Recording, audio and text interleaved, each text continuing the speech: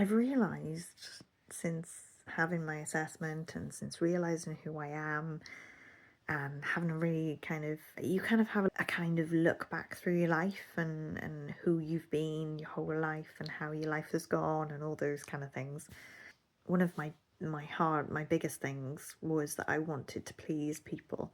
Changed myself in so many ways in order to please people. And it's become one of those things that I'm really kind of keen to undo, really, to undo that damage in myself and to say to myself, you don't need to please people. You know, I love writing. There are lots of things that I always loved. I loved quirky writing, I loved poetry, I loved silliness with words, being silly, all those things. And I've tried to just embrace them a little bit more. But, you know, I kind of lost that a little bit along the way. I tried to fit myself into the idea of what other people wanted from me.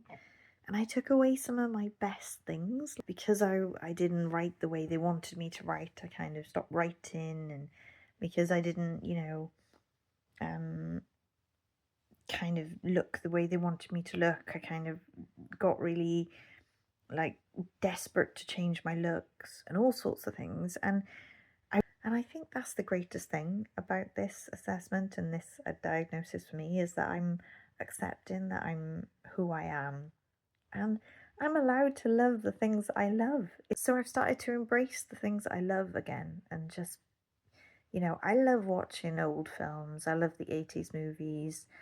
I love replaying programs that I really enjoyed. Like, I love watching Friends over and over again. You know, I love nature. I love just going outside and seeing pretty things. Like we saw some starlings, like washing.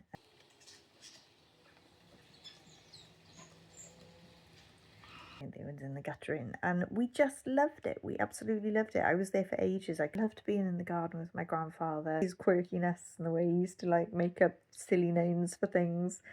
I love silliness as well. I'm not classy.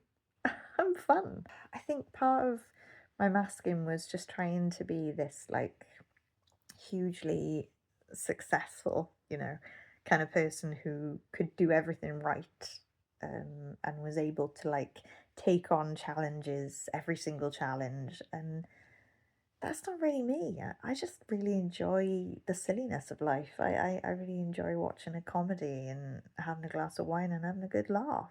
I enjoy eating baked beans on toast because there's nostalgia to it.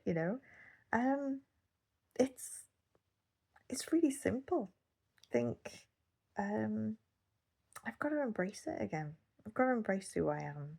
Hiding who I am or trying to hide who I am in order to be what other people want me to be is just, it's just a fool's game. It doesn't work because people will either like you or they won't like you. It doesn't matter how much you try. In fact, I've been there, I've tried for like years, I've tried for decades to please particular people, and it doesn't work. They just don't like you. And there's nothing you can do. And you just got to go, this is me. I'm here. If you don't like me, then that's fine. So that's my job that I'm trying to work on for the next foreseeable future, let's say that. It's just being me and stop trying to be anyone else. And it's really, really hard. And sometimes I know I'm gonna be faking it. Sometimes I'm gonna be like, I so faked that. I so masked my way through that event. But at least I'm trying. At least I know what I'm doing. At least I know who I am.